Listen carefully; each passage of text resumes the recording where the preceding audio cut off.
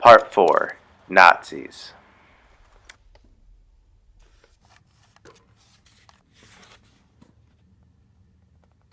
Even after the war, retroactive support for the German resistance was limited. In 1952, after the Nuremberg trials and after information about the concentration camps, horrific medical experimentation, and other Nazi atrocities had become known, surveys of public opinion about resistance were made in West Germany.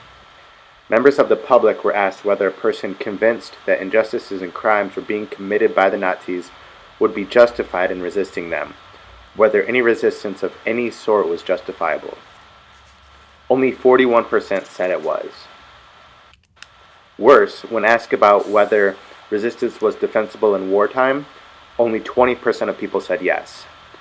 Another 34% of people said that potential resistors should wait until the return of peace, which under the Nazis, as under any empire, means never.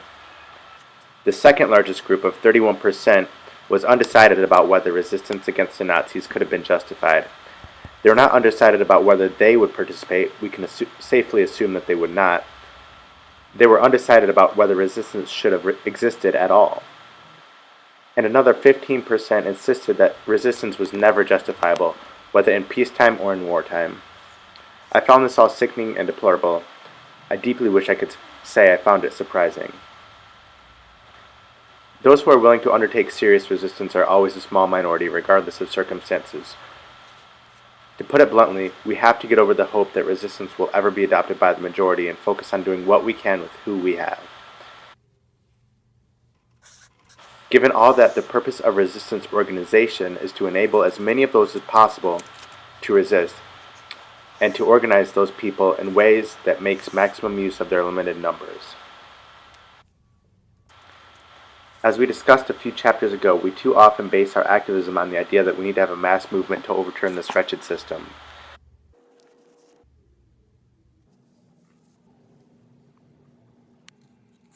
But Germany suggests the exact opposite, that overturning the system is the prerequisite to a mass movement.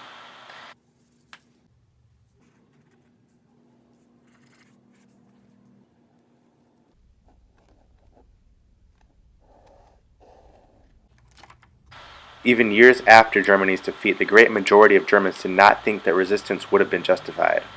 Only after the Nazis' authoritarian grip had been broken, and only after years or decades had passed, would the German people understand why resistance was not only acceptable, but needed.